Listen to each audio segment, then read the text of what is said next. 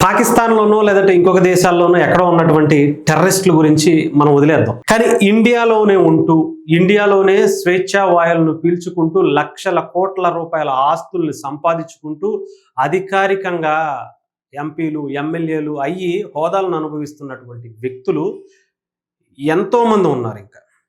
ఇక్కడ ఒక వ్యక్తిని చూపిస్తాను మీకు. ఇంకా ఇక్కడ పాక్ చేసింది తప్పే, కానీ హిందూ జలాలను ఆపివేయడం కూడా తప్పే. ఏం తప్పు? ఇండియాలో మన దేశంలో ఉన్నటువంటి ఎంతో మంది జీవితాలను నాశనం చేసేసి ఆ కుటుంబ పెద్దలను కాల్చేస్తే నువ్వు హిందువా కాదా అని ప్యాంటు డ్రాయర్లో ఊడదీసి చెక్ చేసి మరి కాల్చేస్తే అది తప్పనిపించట్లేదా? సరే, మానవతా కోణంలో ఈ పనికి మాలినటువంటి, నిజంగా అనాలంటే నాకు ఇబ్బందిగా ఉంది, వీళ్ళు అన్నారు కదా అని మనం అనలేం. అంత స్వేచ్ఛ మనకి లేదు. అంటే ఏ రకంగా వీళ్ళని సమర్థించాలో నాకు అర్థం కావట్లేదు. మానవతా కోణంలో వాళ్ళ గురించి ఆలోచించాలట.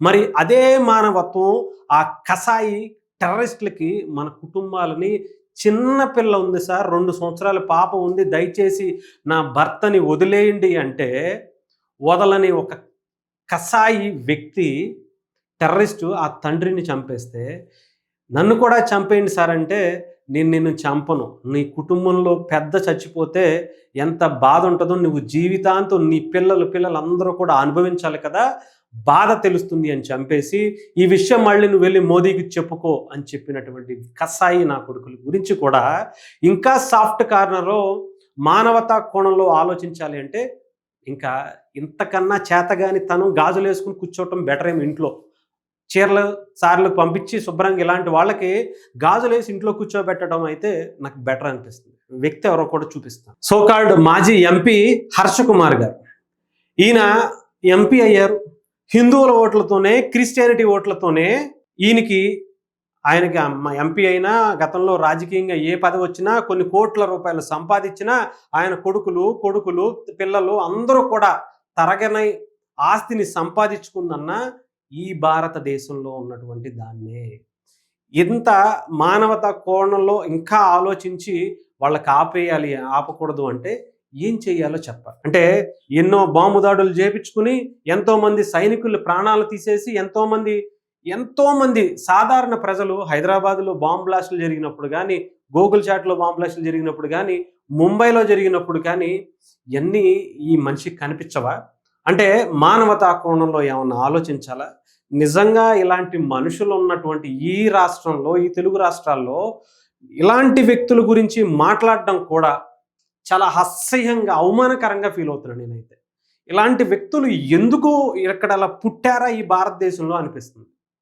ఇంకా చేతులు కానీ చేత కానీ వెధవల్లాగా మనం ఇలా చేతులు గాజులు వేసుకొని కూర్చోవడం బెటర్ ఏమో. ఇలాంటి మాటలు మనం వింటున్నా ఇలాంటి వ్యక్తుల్ని ఇంకా రాజకీయంగా ఇంకా ఎదగటానికి అవకాశాలు ఇస్తున్నటువంటి భారతదేశంలో ఉన్నటువంటి తెలుగు వాళ్ళు కూడా ఆలోచించుకోండి. ఇలాంటి బ్రతుకు ఎందుకు మనం వాళ్ళకి ఇస్తున్నాము? తిరిగి మనల్నే అనిపించుకోవటానిక? ఈరోజు ఆ మధుసూదన్ రావు గారిని అడుగు, వెళ్ళి తెలుస్తుంది. ఆ చంద్రమౌళి గారిని, వాళ్ళ కుటుంబాన్ని అడుగు, బాధ ఏంటో తెలుస్తుంది. నీ కుటుంబంలో ఎవరన్నా ఒకళ్ళు అలా జరిగితే నువ్వు ఇదే మాట నువ్వంటే నువ్వు అప్పుడు మగాడివే.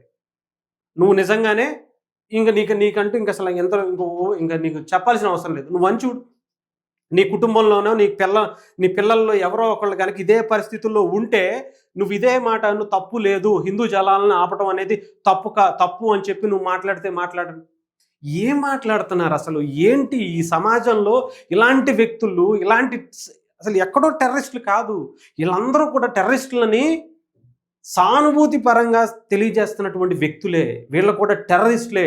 వాళ్ళకి సపోర్ట్ చేసి వాళ్ళని తప్పు కాదు అని చెప్పి మాట్లాడే ప్రతి వ్యక్తి టెర్రరిస్టే. ఇంతకు మించి ఏం చెప్పాల్సిన అవసరం లేదు.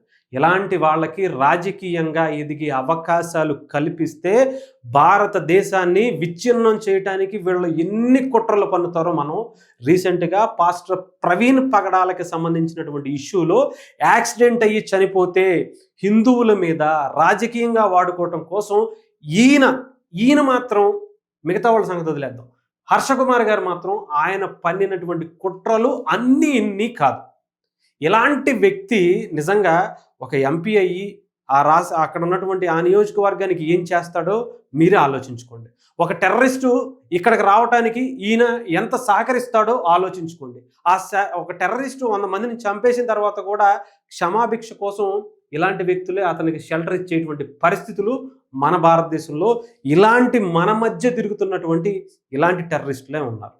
వీళ్ళందరి నుంచి ప్రజలు అవేర్నెస్ అయ్యి ఇలాంటి వాళ్ళకి రాజకీయంగా బుద్ధి చెబితే తప్ప భారతదేశం బాగుపడదు. ఎందుకంటే ఇలాంటి వాళ్ళ చేతుల్లోనే రాజకీయం అంతా కూడా నడుస్తూ ఉంది. భారతదేశాన్ని వీళ్ళ కబంధ హస్తాల్లో చిక్కుకొని వీళ్ళ నచ్చింది చేయటానికి, నచ్చింది మాట్లాడడానికి స్వేచ్ఛనిస్తుంది మన ప్రజలే. అది గుర్తుపెట్టుకోండి. రాజకీయంగానే ఏదైనా సరే కొట్టగలం. మీ ఓటుతోనే ఇలాంటి వాళ్ళకి సమాధానం చెప్పగలం. ఆలోచించుకుని ఇలాంటి వాళ్ళు ఎక్కడున్నారో వెతికి మీరే ఓటు రూపంలో రేపొద్దున మీ ఇంటికి వస్తే ఏం చేయాలో మీరు ఆలోచించుకుని